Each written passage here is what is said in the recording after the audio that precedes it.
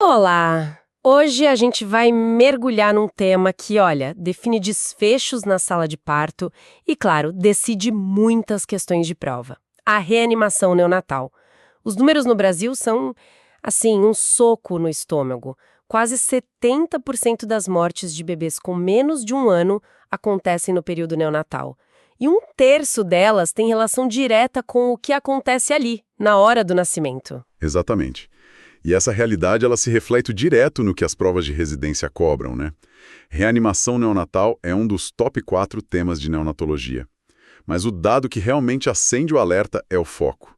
Se a gente pegar os últimos 5 anos, são 111 questões sobre reanimação em recém-nascidos com 34 semanas ou mais. 111? 111.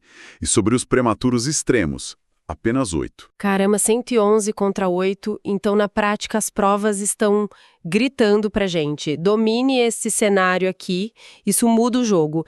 E nesse cenário principal, qual é assim o ponto nevrálgico, o detalhe que mais derruba o pessoal? Disparado é a indicação correta da ventilação com pressão positiva, a famosa VPP. A VPP. Com balão e máscara. É o coração do algoritmo, sabe? Entender quando e como começar a VPP é o que define o acerto em uma quantidade assim enorme de questões. Missão dada, então. Hoje vamos decodificar esse fluxograma de reanimação da Sociedade Brasileira de Pediatria de 2022, focando nos pontos de decisão, nas pegadinhas, no porquê de cada passo. Vamos começar do zero, do primeiríssimo segundo de vida do bebê. Bom, tudo começa com 3 perguntas, né? Elas são feitas ali, na hora do nascimento, e são o grande divisor de águas. E para não esquecer, tem um mnemônico que é ouro. ReTweet 34X. O 34X é a primeira parte. O recém-nascido tem 34 semanas ou mais. Isso. E as outras 2 estão no retweet. Ele respira ou chora. E tweet, ele tem bom tônus muscular. E é fascinante como as respostas para essas 3 perguntas abrem 2 estradas completamente diferentes. Se a resposta for sim para as 3 e um bebê a termo, respirando bem, com bom tônus, a estrada é a dos cuidados de rotina. Ah, então não precisa de reanimação. Nenhuma. A conduta é contato pele a pele com a mãe, clampeamento tardio do cordão e amamentação na primeira hora. Simples assim. Simples assim. Mas, e se uma daquelas respostas de respiração ou de tônus for um não? Aí o gatilho é automático. Imediato. A gente vai para outra estrada. A da reanimação. Se o bebê nasce em apneia, ou com aquela respiração irregular, ou todo flácido, hipotônico, não tem o que pensar. A equipe tem que agir na hora. Entendi. E esse é o primeiro ponto de decisão que as provas amam explorar, né? Reconhecer quem precisa de ajuda. Exatamente. Certo. Uma vez que a reanimação é indicada, a gente entra no que eu gosto de chamar de escadinha da reanimação. É uma sequência que vai do mais simples para o mais complexo. E o primeiro degrau são os passos iniciais. E esses passos têm um cronômetro, tá? Precisam acontecer em, no máximo, 30 segundos. A primeira ação, assim que se decide reanimar, é clampear o cordão de imediato. Um estímulo tátil nas costas do bebê, no máximo 2 vezes, mas sem perder tempo. Dali ele vai direto para a mesa de reanimação. E nessa mesa que já está sob a fonte de calor, quais são as prioridades? São 2 e elas acontecem ao mesmo tempo. Aquecer e abrir as vias aéreas. Para aquecer, a sala já tem que estar entre 23 e 25 graus. O bebê fica sobre a fonte de calor radiante, a gente seca o corpo dele e coloca uma touca. É uma luta contra a hipotermia desde o primeiro segundo, sabe? É impressionante como a temperatura é uma prioridade tão imediata. Quer dizer, antes mesmo de focar na respiração, a preocupação é não deixar o bebê sentir frio. Exato. E quanto à via aérea, o que é feito nesse mesmo tempo? Para as vias aéreas, a gente posiciona a cabeça em leve extensão para alinhar tudo. E aqui tem um ponto que cai muito: aspirar. A resposta é: Só se precisar. se tiver um excesso de secreções visivelmente obstruindo, a gente aspira primeiro a boca, depois as narinas, e com uma pressão que não pode passar de 100 milímetros de mercúrio. Não é rotina. É uma exceção, então. Uma exceção. Certo. Então, em 30 segundos, a equipe já fez uma série de intervenções, mas a virada de chave vem agora, com a primeira reavaliação. É aqui que o algoritmo pode seguir caminhos diferentes dependendo do que se encontra, certo? Exatamente. O que define essa decisão? A decisão é baseada em duas coisas: padrão respiratório e principalmente a frequência cardíaca, AFC. A AFC é o grande termômetro da reanimação neonatal, e o jeito de medir isso é crucial. E qual é a maneira correta? Imagino que existam pegadinhas aqui. Muitas. Existe uma hierarquia de precisão, né? O padrão ouro ideal é o monitor cardíaco. Logo depois vem o oxímetro de pulso. E na prática, no começo? No começo, o que se usa mais por ser mais rápido é a ausculta do precórdio. Conta os batimentos em 6 segundos e multiplica por 10. Agora, a pegadinha clássica, aquela que a banca coloca com um sorriso no rosto, é a palpação do cordão umbilical. Ah, essa não pode. Não se deve usar. Ela quase sempre subestima a FC real e pode te levar a tomar a decisão errada. Anotado. Palpar o cordão é cilada. Então, com a FC medida da forma correta, o que acontece?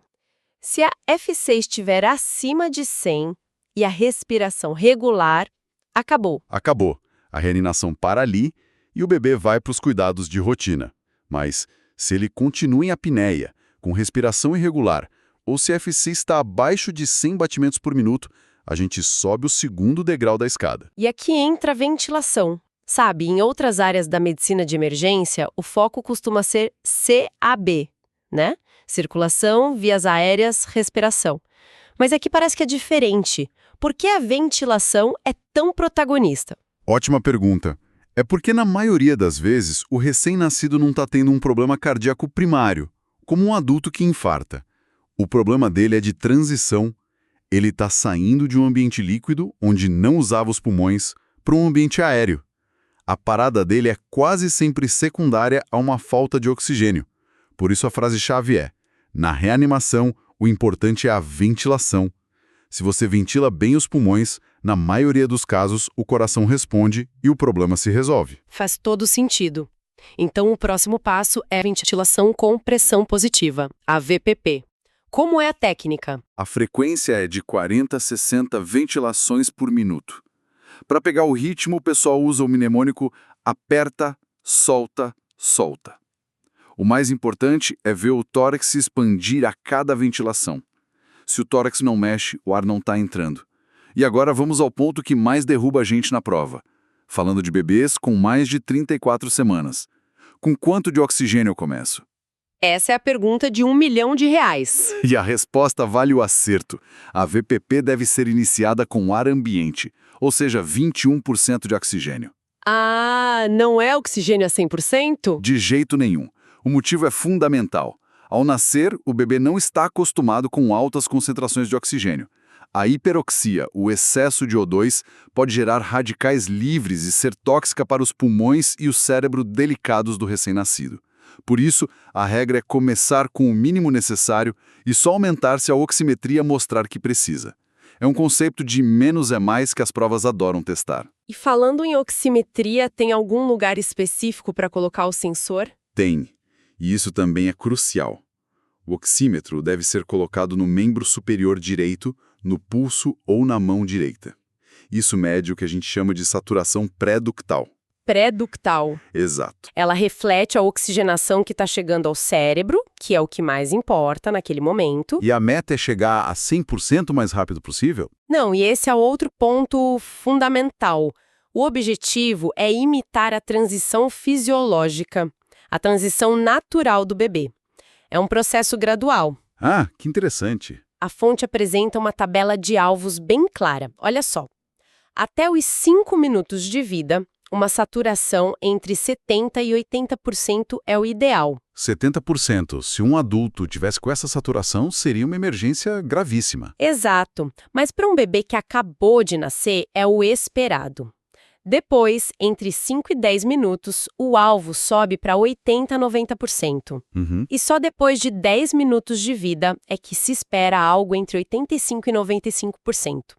A equipe não está correndo para atingir um número mágico. Está guiando o bebê por essa curva de adaptação. E se não atingir a meta? Se a saturação estiver abaixo do alvo para aquele minuto de vida, eles aumentam o oxigênio em incrementos de 20%, esperam 30 segundos e reavaliam.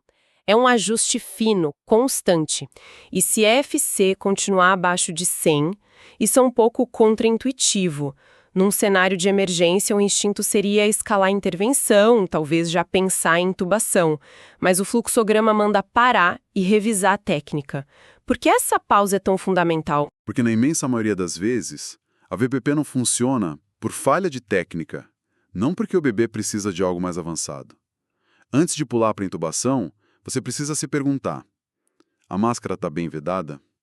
A cabeça está na posição correta? A boca está entreaberta? O tórax está mesmo expandindo? Entendi. Lembro de um caso em que a FC não subia de jeito nenhum. A equipe já estava pegando o laringoscópio. Mas aí uma enfermeira notou um escape mínimo de ar perto do queixo do bebê. Um simples ajuste de 1 centímetro e o tórax começou a expandir. Em 30 segundos a FC estava em 140. Que exemplo! Isso realmente fixa a ideia. A melhor tecnologia não substitui a técnica básica bem feita. Então, corrigimos a técnica, ventilamos por mais 30 segundos. Se mesmo assim a FC não subir acima de 100, aí sim a gente sobe mais um degrau, que é a intubação orotraqueal. Isso. E depois de intubar, a lógica se repete. Ventila por mais 30 segundos e reavalia a FC. E aqui tem um pulo do gato. A régua muda. Como assim a régua muda? Para começar a ventilar, a gente olhava a FC abaixo de 100. Agora, para começar a massagear, o número mágico é 60. Se, mesmo entubado e bem ventilado, a FC do bebê permanecer abaixo de 60, aí sim a coisa ficou mais séria e está indicada a massagem cardíaca. Entendi a mudança de limiar, de 100 para ventilar, para 60 para massagear. E como é a técnica da massagem no recém-nascido? Primeiro, o bebê já tem que estar entubado. Não se faz massagem sem via aérea avançada garantida. A técnica de escolha é a dos 2 polegares, em que você abraça o tórax do bebê e usa-se os 2 polegares para comprimir o terço inferior do externo. E a sincronia com a ventilação é fundamental. A relação é de 3 compressões para 1 ventilação. 3 para 1. Isso dá um ciclo de 90 compressões e 30 ventilações por minuto. E o oxigênio? A gente continua com o mínimo possível? Não. Aqui o jogo vira. A partir do momento em que se iniciam as massagens cardíacas, a concentração de oxigênio deve ser elevada para 100%. A situação é de gravidade máxima, a prioridade é perfusão dos órgãos vitais. Chegamos quase ao topo da escada. Se mesmo com intubação, ventilação a 100% e massagem de qualidade, a FC insiste em ficar abaixo de 60, qual é o último recurso? O último degrau são as medicações. A droga principal é a adrenalina. A via preferencial é endovenosa, pela veia umbilical ou a intraóssea. A dose é de 0,1 a 0,3 mililitros por quilo da solução que já vem diluída para 1 para 10 mil. A via pelo tubo, a endotraqueal, pode ser tentada uma única vez, mas só enquanto se consegue um acesso vascular. Entendi. Além da adrenalina, tem mais alguma coisa? Sim, o expansor de volume, que é o soro fisiológico 0,9%. Ele é usado na dose de 10 ml por quilo se houver uma história ou sinais claros de perda de sangue, como palidez acentuada, sabe? Ah, não é para todo mundo então. Não, é para casos específicos de suspeita de hipovolemia. Perfeito. Cobrimos todo o fluxograma para o recém-nascido com mais de 34 semanas, que é o que despenca nas provas. Mas, para fechar, precisamos falar das particularidades do prematuro, aquele com menos de 34 semanas. Quais são as diferenças-chave? São poucas, mas são aquelas que decidem uma questão. A primeira é nos passos iniciais. No prematuro, esses passos são sempre feitos, mesmo que ele nasça chorando e com bom tônus. Sempre. Sempre. E para evitar hipotermia, que é um problema gravíssimo neles, a gente não seca o bebê, ele é colocado direto, ainda molhado, dentro de um saco plástico transparente e só a cabeça é seca para colocar a touca. Além disso, o monitor cardíaco e o oxímetro são instalados desde o primeiro segundo. E a regra da VPP em ar ambiente também muda. Muda, e essa é a segunda grande diferença. No prematuro, com menos de 34 semanas, não começamos a VPP com 21% de oxigênio. Iniciamos com uma concentração um pouco maior, 30%, e vamos ajustando de acordo com a meta de saturação para cada minuto de vida. E tem uma terceira diferença, né? Tem. A máscara laríngea, que é uma alternativa à intubação no bebê maior, não é recomendada para os prematuros com menos de 34 semanas. Entendido. Então, fora esses pontos, saco plástico, O2 a 30% e sem máscara laríngea, o resto da escada segue a mesma lógica? Exatamente a mesma. A indicação de intubação, o limiar de FC abaixo de 60 para massagem, a relação 3:1 e as medicações. Tudo isso segue o mesmo fluxograma. Percorremos o algoritmo todo, de ponta a ponta. É um roteiro técnico, preciso, mas a vida real, às vezes, não cabe no fluxograma. Depois de minutos de manobras intensas sem resposta, a equipe se depara com uma pergunta que não está no algoritmo. Até quando continuar? A fonte deixa claro que não há uma resposta simples. A decisão de interromper as manobras de reanimação é multifatorial. Depende principalmente da idade gestacional e da resposta do bebê. E quais são as diretrizes que o material apresenta? Existe um limite de tempo, por exemplo? Existe. Para recém-nascidos a termo, ou seja, com 34 semanas ou mais, a interrupção é uma exceção. A recomendação é considerar a interrupção após 20 minutos de assistolia. Assistolia significa ausência total de batimentos cardíacos, certo? 20 minutos sem nenhuma resposta do coração. Isso, mesmo com a equipe fazendo tudo o que é possível. Nossa. 20 minutos de massagem cardíaca, ventilação, medicação, sem nenhum sinal de retorno da circulação. É um tempo longo e, assim, muito angustiante. Imagino. E para os prematuros? Para os prematuros, esse tempo é menor. A interrupção é considerada após 10 minutos de assistolia. E no caso dos prematuros extremos, a idade gestacional entra como um fator ainda mais decisivo, né? É, o fator principal. O guia traça uma linha bem clara. Para bebês com menos de 22 semanas de gestação, a imaturidade dos órgãos é tão extrema que a sobrevivência é considerada inviável. Entendi. Nesses casos, a recomendação é focar em cuidados de conforto. Garantir que o bebê não sinta dor, que esteja acolhido. Já acima de 25 semanas, a reanimação deve sempre ser iniciada. Isso parece criar um limbo terrível. Se abaixo de 22 semanas é conforto e acima de 25 é reanimação, o que acontece com o bebê que nasce nesse intervalo, entre 22 e 24 semanas? É o que a literatura chama de zona cinzenta. O prognóstico é muito incerto. Alguns bebês sobrevivem, muitos não. E uma parte significativa dos que sobrevivem pode ter sequelas importantes. E aí, o que você faz? Não há uma conduta única. E é aqui que a conversa com a família se torna o elemento mais importante de todos. Mas como essa conversa acontece? No meio de uma crise, com o tempo correndo, como se discute algo tão profundo com os pais? Idealmente, essa conversa começa antes, no pré-natal, quando já existe uma ameaça de parto prematuro extremo. Certo. Mas se não for possível, a decisão precisa ser compartilhada ali, no momento. A fonte enfatiza que a decisão final é sempre individualizada, leva em conta a condição do bebê, os recursos do hospital e, fundamentalmente, os valores e desejos da família.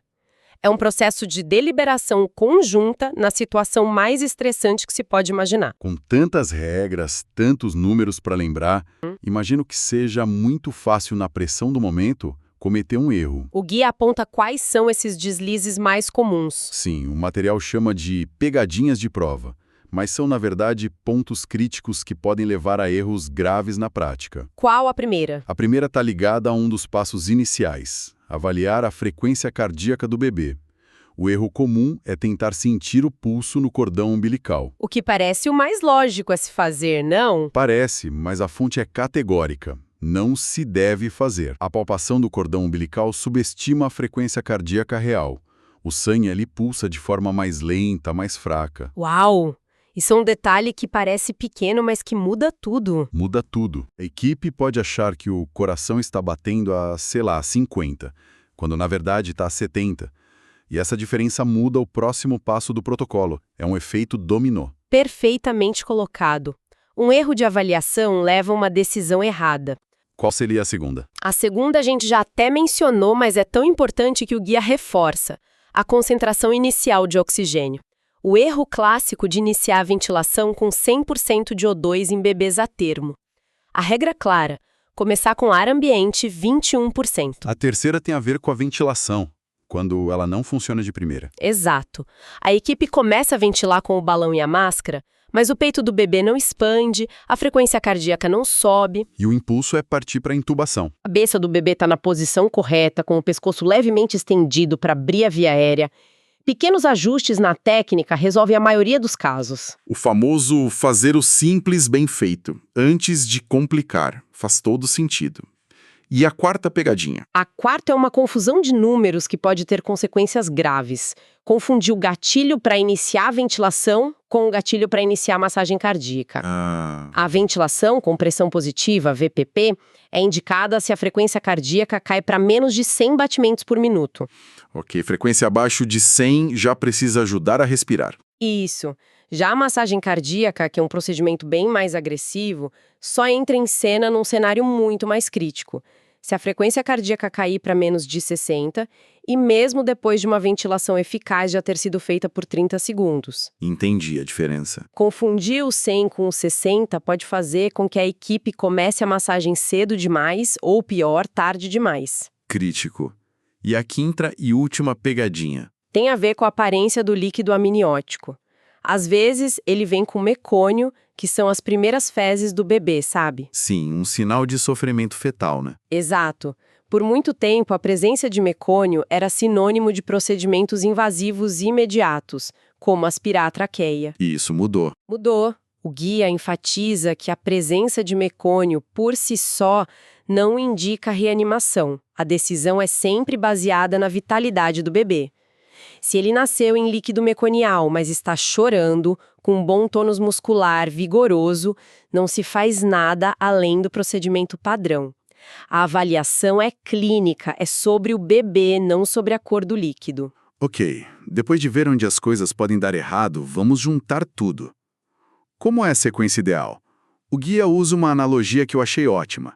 A da escadinha da reanimação. É uma ótima analogia porque deixa claro que é um processo sequencial com degraus, e antes de começar a subir, o material reforça a filosofia central de tudo isso numa frase.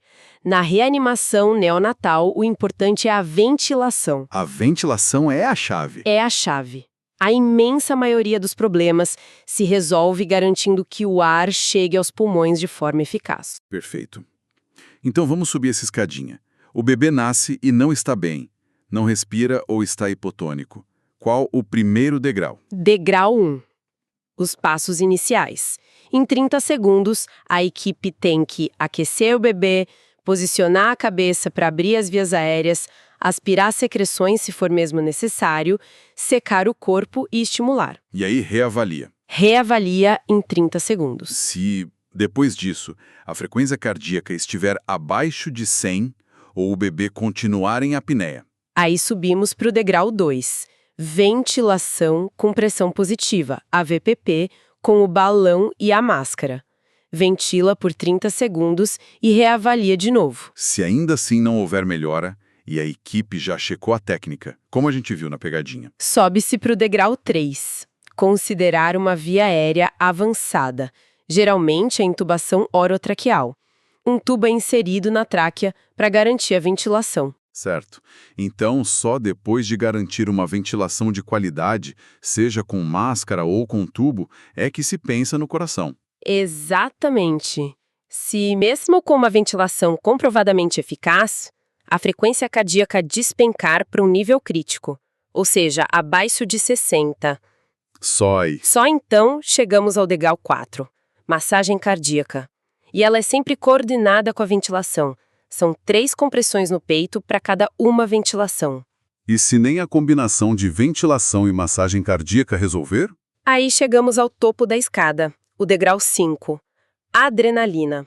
É a medicação de emergência, administrada pela veia umbilical, para tentar estimular o coração. É o último recurso do algoritmo. E tem uma adaptação importante dessa escadinha para os prematuros, certo? Sim, um detalhe crucial no primeiro degrau. prematuros com menos de 34 semanas perdem calor muito rápido. Entendi. Então, nos passos iniciais, eles não são secos com compressas. Assim que nascem, ainda úmidos, são envolvidos num saco plástico transparente e colocados sobre uma fonte de calor. Isso cria um efeito estufa. É um passo simples que muda o prognóstico. Fica muito claro que, embora seja um processo de altíssimo estresse, a reanimação neonatal segue um protocolo extremamente lógico, sequencial. Cada passo é uma resposta à avaliação do passo anterior. Exatamente. E os detalhes, como a concentração correta de oxigênio ou os limiares de frequência cardíaca, são o que definem o sucesso. Sem dúvida.